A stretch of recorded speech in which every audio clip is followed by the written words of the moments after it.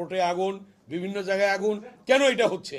এই নাশকতার মূল হোতা শেখ হাসিনা এবং তার নেতৃত্বে এগুলি হচ্ছে। গুম খুনের বিচার নিশ্চিত করা এবং ফ্যাসিস্টদের রাজনীতির নিষেধাজ্ঞা প্রত্যাহারের কথা বলা হয়েছে। আমি আজকে এই সভায় বলতে চাই, সাইফুদ্দিন মনি সহ জাতীয় নেতৃবৃন্দ এবং বাংলাদেশের ছাত্র জনতা যেভাবে তারা আন্দোলনে সংগ্রামে রাজপথে থেকে জীবন দিয়েছে এবং চৌধুরী আলম, ইলিয়াস আলী গুম হয়েছে, সুমন গুম হয়েছে, হাজার হাজার ছাত্রনেতা গুম হয়েছে এবং শহীদ হয়েছে, হাজার হাজার ছাত্র জনতা শহীদ হয়েছে। যে পরিমাণ গুম খুন শেখ হাসিনা করেছে, এই ফ্যাসিস্ট খুনি হাসিনার বিচারের কোনো বিকল্প নেই। তার বিচার এই বাংলাদেশের মাটিতে হইতে হবে। এবং যেহেতু একটি সন্ত্রাসী দল, একটি খুনির দল, একটি অরাজনৈতিক দল এবং কোনো গণতন্ত্রে বিশ্বাস করে না, সেই দলের রাজনীতি হতে পারে না। বিএনপির ভারপ্রাপ্ত চেয়ারম্যান দেশনায়ক তারেক রহমান বলেছেন যে দেশ যাবে কোন পথে, ফয়সালা হবে রাজপথে। সেই ফয়সালা কিন্তু রাজপথে হয়েছে।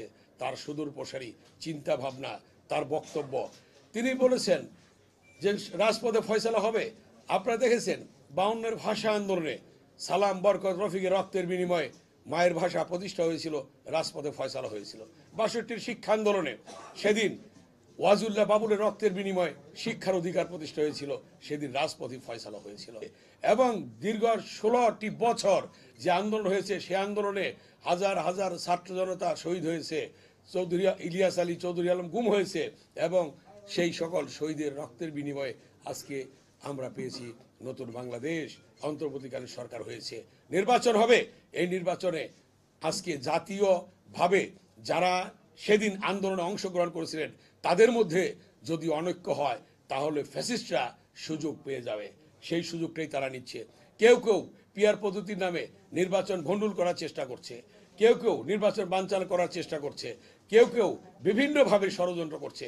আমি আহ্বান জানাবো, সকল ষড়যন্ত্রের পথ ফেলে রেখে সেদিক থেকে সরে এসে সকলে সমমনা দল, যারা স্বৈরাচার বিরোধী, ফ্যাসিস্ট খুনি হাসিনা বিরোধী আন্দোলনে ছিলেন, তারা সকলে ঐক্যবদ্ধভাবে আবার নতুন করে শপথ দিতে হবে যে ফ্যাসিস্ট খুনি শেখ হাসিনার বিচার হইতে হবে।